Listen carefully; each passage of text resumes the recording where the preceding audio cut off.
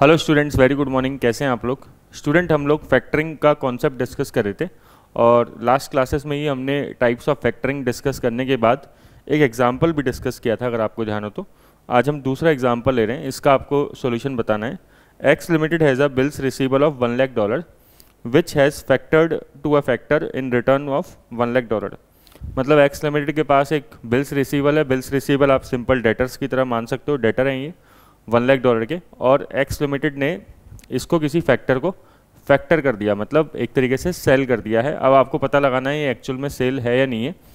If the customer does not settle the amount then X limited will have to bear the risk.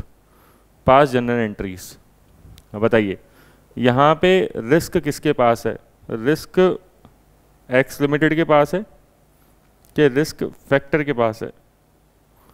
क्योंकि देखो, if the customer does not settle the amount, अगर customer ने $1,00,000 का payment नहीं किया तो जो शॉर्टफॉल है वो कौन रिकवर करेगा? X limited will have to bear the risk. क्योंकि एक्स लिमिटेड के पास खुद के पास रिस्क है, तो इसे क्या बोलते हैं? With recourse. क्या बोलते हैं इसको? With recourse. और जब ये विद रिकोर्स होता है तो ये सिंपल एक फाइनेंसिंग अरेंजमेंट है। ये क्या है? एक फाइनेंसिंग अरेंजमेंट है और ना कि ये sale. It is not a sale. तो एंट्री क्या पास होगी? एंट्री पास होगी bank account debit, X limited की बुक्स में बात कर रहे हैं अपन, टू फाइनेंशियल लाइबिलिटी $1,00,000 से।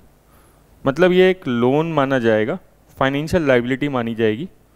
इसके ऊपर IFRS 9 अप्लाई होगा। फाइनेंशियल लाइबिलिटी लोन होता है एक, ठीक है ना। ध्यान देने वाली बात यह है स्टूडेंट, यहाँ पे डेटर को डी रिकॉग्नाइज नहीं कर सकते आप। एक्स लिमिटेड की बुक्स में जो डेटर या बिल्स रिसीवेबल आ रहे हैं उसको आप हटा नहीं सकते बुक्स में से, क्योंकि यहाँ पे एक लोन लिया गया है सिंपली, ठीक है ना। ये नहीं कह सकते कि डेटर की सेल है। क्यों? क्योंकि एक्स लिमिटेड खुद रिस्क बियर कर रहा है। जब एक्स लिमिटेड खुद रिस्क बियर करता है तो इसे क्या बोलते हैं? कि ये विद रिकोर्स है, ठीक है ना। तो अगर कल को जो डेटर्स है वो पेमेंट नहीं करते तो फैक्टर लौट के किसके पास आ सकता है? एक्स लिमिटेड मतलब सेलर के पास आ सकता है, ठीक है। तो आपको ये ध्यान रखना है कि यहाँ पे डेटर को डी रिकॉग्नाइज नहीं करेंगे और ये फाइनेंशियल लाइबिलिटी मानना है। IFRS 9 अप्लाई होगा फाइनेंशियल इंस्ट्रूमेंट्स। Thank you.